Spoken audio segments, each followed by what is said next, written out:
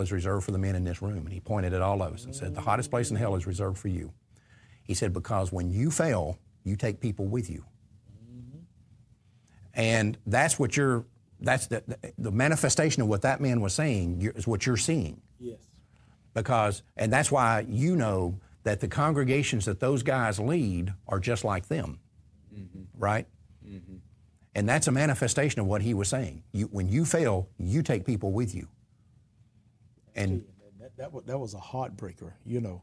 And it really bothered me because I've seen what the churches have done. They made Sunday voter registration Sunday. You know, I saw even Fayetteville, North Carolina candidate came to town and he spoke at the Crown Coliseum on the day of voter registration. I mean, everything was so. And then an abortion facility opens right on the main road.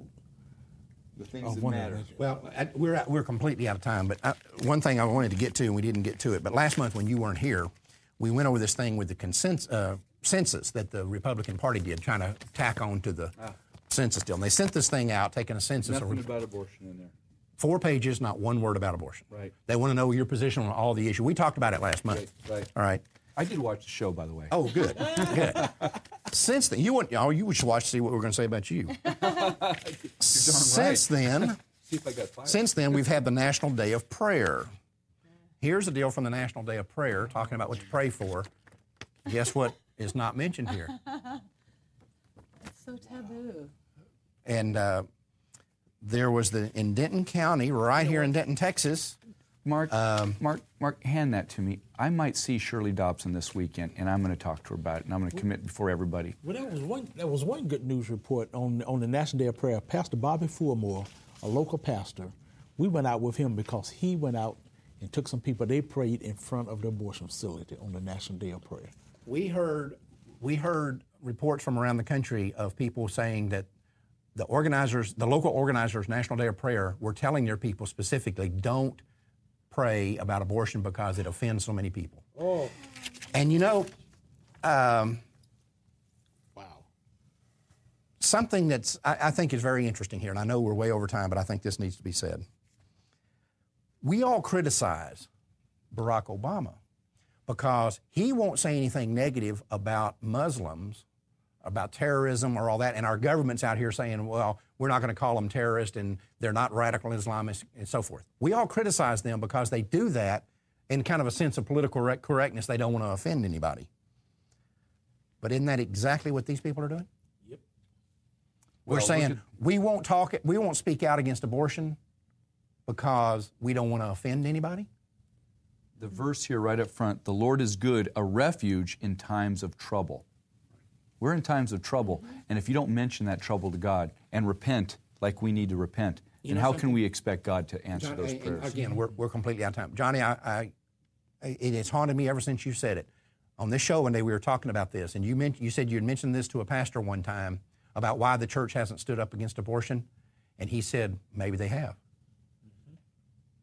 And you know, that is, we just think the church is one thing, and in reality it's something else. It might be just a little small remnant. Mm-hmm. Maybe we are down to that remnant part.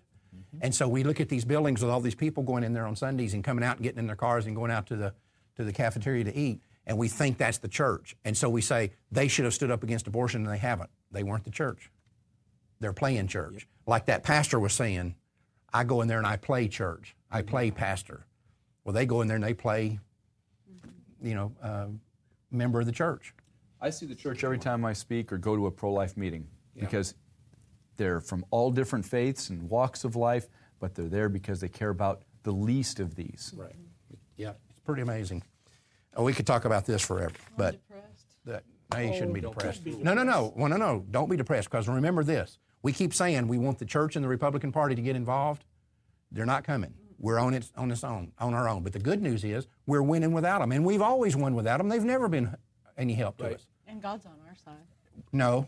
We're on God's side. We're on God's side. Okay. You're not the leader. I'm not the leader. He's the leader. We're on His side. Yes, so, preacher, brother. That's a distinction we have to always make. Yes. God is not on our side. We're on His side. And so don't worry about it. We've won this thing so far without the Republicans and the church, and we're going to continue to win it without the Republicans and the church. We just accept the ones that come on board. We cherish them, we support them, but we don't worry about the ones that are still on the other side of the hill that are never coming over. Don't worry about them. That's all the time we have. Until next month, remember, Life Dynamics is not here to put up a good fight.